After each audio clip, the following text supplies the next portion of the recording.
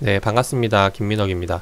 자, 이번 시간에는 만옥님께서 질문 주신 우리종금에 대해서 이제 같이 살펴보면서 한번 좀 이야기를 드려볼까 합니다. 자, 일단 질문 주신 내용을 보면은 우리종금이 이번에 증권사 전환 이야기가 있던데 어떻게 보시는지요? 라고 질문을 해주셨어요. 그래서 일단 제가 모든 종목에 대한 이슈를 알고 있는 게 아니다 보니까 기사를 보면서 같이 좀 살펴보도록 하겠습니다. 자, 일단 우리종금을 검색을 해보면은 이제 뉴스 기사 상단에 눈에 띄는 게 하나 있는데, 우리금융이 차근차근 비은행 사업을 쌓는 중이다 라는 이제 이슈가 있죠.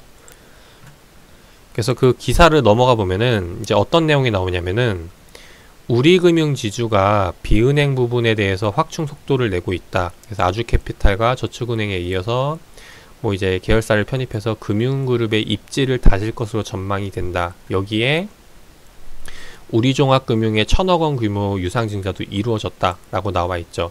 그 말은 즉 요번에 우리종금에서 1,000억원의 유상증자가 진행이 된 게 우리금융지주에 대한 입지를 다지기 위해서 한다라는 거죠. 자, 그러면 우리금융지주에 대해서 입지를 다지기 위하는 게 어떤 이유를 통해서 하는지를 보면은, 요번에 지금 NH농협금융의 4위 자리를 내주면서 이제 금융그룹의 순위를 봤을 때, 그래서 여기에 대해서 다시 한 번 더 입지를 다지기 위해서 진행을 한다라는 내용입니다. 그래서 다시 넘어와서 보면은 이제 우리종금을 보기보다는 일단 첫 번째로 생각을 해야 될 게, 우리종금을 보기 위해서는 이제 우리종금의 최대 주주, 현재 지금 지분이 58%를 가지고 있는 우리금융지주가 되겠죠. 그래서 우리금융지주에 대한 방향성을 먼저 생각을 하셔야 된다는 거죠. 그래서 일단 봤을 때 우리금융지주가 입지를 다지기 위해서 이런 계열사 인수와 지금 1,000억원 유상증자를 통해서 진행을 하는 이유가 뭐냐면은, 결국에는 우리금융지주에 대한 기업 가치를 끌어올리기 위함이다라는 겁니다. 그래서 우리종금을 보기보다는 우리금융지주 차트를 좀 보면서 흐름을 살펴봐야 될 것 같아요. 그래서 그런 부분을 봤을 때 실제로 최근에 주가 흐름이 이렇게 좀 상승세를 보이고 있는 게, 아마 이제 그런 부분에 있는 기대감으로 유입이 되는 부분을 생각을 해볼 수가 있고, 또 하나는 관련 업종에 대한 상승을 볼 수가 있겠죠. 그래서 이 두 가지로 좀 접근을 해봐야 될 거라고 이제 보여집니다. 그래서 일단 넘어와서 오늘은 우리금융지주가 아니라 우리종금이니까 우리종금에 대해서 조금 더 살펴보도록 할게요. 자, 일단 우리종금이 올라가려면 이제 생각을 해봐야 될 게, 결과적으로는 최대 주주 이제 우리금융지주에 대한 주가 상승, 거기에 따른 이제 같은 계열사도 동방 상승에 대한 흐름을 기대해 볼 수가 있겠죠. 그래서 여기에 대한 부분으로 접근을 해본다면은 일단 긍정적으로 볼 수 있을 거다라는 생각이 듭니다.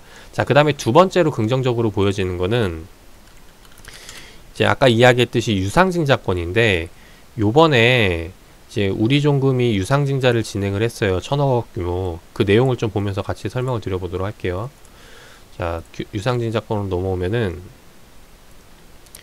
요번에 이 페이지로 넘어가서 유상증자 공시가 있죠. 그 공시 내용을 좀 살펴보면은, 자, 운영자금으로 1,000억원의 유상증자를 진행을 합니다. 아까 이야기했죠. 우리종합금융에 대한 입지를 다지기 위해서 한다는 거고, 자, 지금 보시면은 주주 배정 후 일반 공모거든요.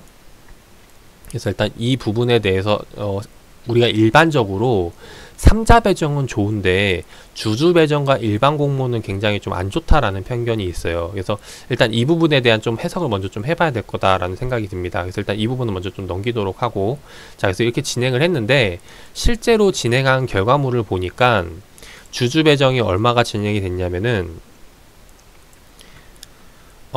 주주 배정에서 청약률이 91%가 나왔다라는 겁니다. 자, 여기에 대한 일단 해석이 필요할 것 같아요.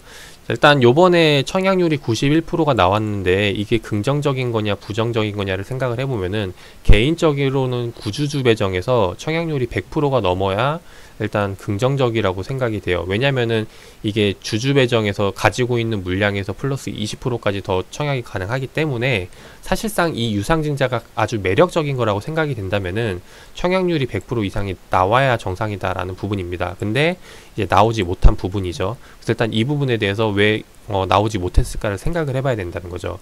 그래서 살펴보니까, 그래서 어떤 이슈가 또 하나 있었냐면은, 이번 유상증자 1,000억 원 규모의 유상증자 건이 처음이 아니라는 부분입니다. 언제 또 했었냐? 과거 2017년도 때도 똑같이 유상증자를 진행을 합니다. 그래서 이때도 마찬가지로 살펴보면은 똑같이 1,000억 원 규모의 유상증자를 진행을 했고 주주 배정 및 일반 공모로 진행을 했다라는 거죠. 이때도 마찬가지로 유상증자가 된 거를 내용을 보면은 이때도 마찬가지로 청약률이 그렇게 100%를 넘지 못하고 미달이 되었다라는 겁니다. 그래서 이 부분에 대해서 왜 그럴까를 생각을 해봐야 된다라는 거죠. 그래서 살펴봤더니 이 유상증자는 실제로 주주들에게 투자금을 유치하기 위해서 하는 게 아니라 누구를 위해서 하는 거냐면은 다시 한 번 더 봐서 최대 주주인 우리금융지주가 우리종금에 자금을 넣기 위해서 진행한 유상증자라는 거죠. 그렇겠죠. 실제로 우리금융지주 최대 주주도 주주니까 주주 배정으로 들어갈 테고 여기에 대해서 이제 우리종금에 투자하기 위해서 진행한 걸 알 수가 있다라는 거죠. 그래서 이 1,000억 원 규모에서 유상증자를 진행을 하는데 자 여기에 대해서 그럼 어떤 부분으로 이제 쓰는 거냐 이 1,000억 원 규모의 투자금을 어디에 쓰냐를 확인을 해보니까 이번 2020년도에 이 1,000억 원 쓰는 게 보시면은 단기 여신 확대에 350억, 중장기 여신 확대 350억, 유가증권 투자에 300억. 쉽게 말해서 단기 투자 300, 중장기 350, 그리고 장기 투자에 300억을 투자하겠다라고 나와 있다라는 겁니다. 그래서 이거를 하는 게 올해 2020년도에도 진행을 하는 거고 과거 2017년도 말에도 진행을 했었다라는 거죠. 그러면은 유상증자가 좋냐 나쁘냐는 이전에 2017년도에 진행했던 것을 보고 생각을 해볼 수가 있겠죠. 실제로 지금 보시면은 2017년도 말에 유상증자를 진행을 해가지고 이 당기순이익이 크게 증가를 했어요. 2017년도 말에는 이제 191억이 나왔는데 당기순이익이 2018년도 넘어오면서 334억 그리고 19년도 때 534억으로 넘어왔다라는 거죠. 그 말은 요번에 2020년도 때 유상증자를 진행하면은 추가적으로 당기순이익이 더 늘어날 수 있겠구나 예상을 해볼 수가 있겠죠. 좀 더 확실하게 하기 위해서 실제로 이 순이익이 이 유상증자 때문에 들어온 자금인지 그러니까 순이익인지를 한번 좀 확인을 해보면은 실제로 매출이 늘어난 걸 좀 보도록 할게요.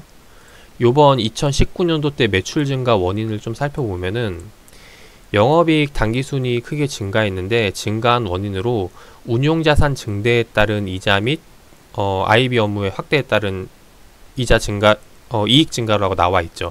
자 일단 IB 업무는 제외를 하고 이제 보면은 운용자산 증대에 따른 이자 및 증가가 나와 있다라는 겁니다. 마찬가지로 이게 지금 19년도 건데 18년도 때도 넘어와서 보면은 18년도 때다가 이것도 이제 이걸로 넘어와서 보면 19년도 여기 나와 있죠. 마찬가지로 이때도 매출액 영업이익 당기순이익이 증가했는데 증가한 게 똑같이 운용자산 증대에 따른 이자이익 증가 및 IB 업무 확대에 따른 이익 증가라고 나와 있다라는 겁니다.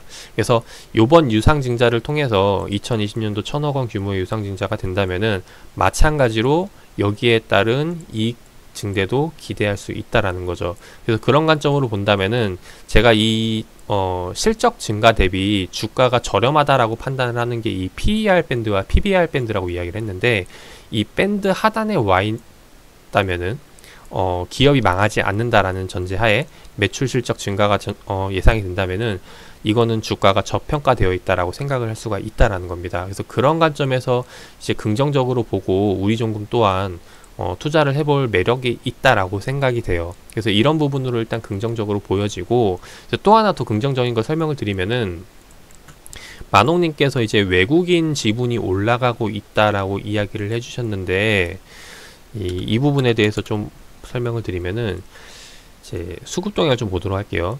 최근 계속해서 순매수가 좀 들어오고 있는 움직임이 보여요. 근데 지금 외인 수급보다 앞으로에 대한 외인 수급을 좀 더 기대를 해보면 어떨까 합니다. 어떤 부분? 이것도 마찬가지로 과거 2017년도 유상증자 진행했을 당시의 수급 동향을 좀 체크를 해보자는 거죠. 지금 보시면은 자, 요때가 2017년도 말이거든요. 이때가 이제 유상증자를 진행했던 시점이고, 보시면은 2018년도 넘어오면서 외국인 거래 동향이 크게 늘어난 것을 확인을 할 수가 있죠. 그와 동시에 이제 주가도 같이 상승이 나왔었고, 그 말은 유상증자가 진행이 되고 나서 이렇게 외국인에 대한 거래 동향이 늘어났다라는 거죠. 그래서 지금도 이렇게 지분이 조금씩 올라가고 있는 게 앞으로 다시 한 번 더 이런 큰 상승을 기대할 수 있을 거라고 보여지는 부분이 있기 때문에 긍정적으로 보고 우리증권 또한 긍정적으로 보고 접근을 해볼 수 있지 않을까 합니다. 다만 조금 우려스러운 거는 지금 주식수가 보시는 바와 같이 8억 주가 넘어요.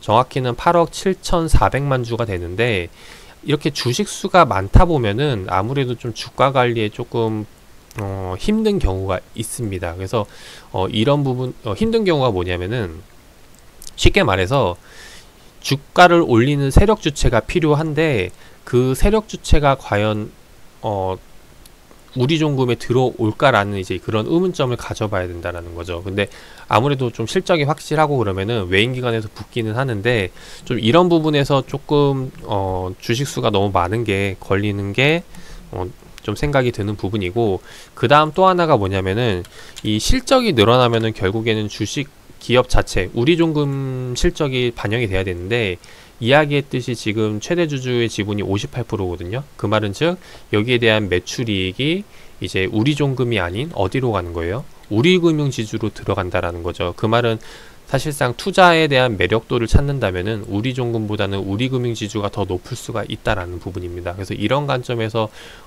보고 이제 우리종금을 접근을 해보면 좋을 것 같다라는 생각이 들어요. 그래서 다시 한번 더 종합을 해보면은, 일단 유상증자 했던 가격대인 500원은 쉽사리 깨지지 않을 거라고 생각이 됩니다.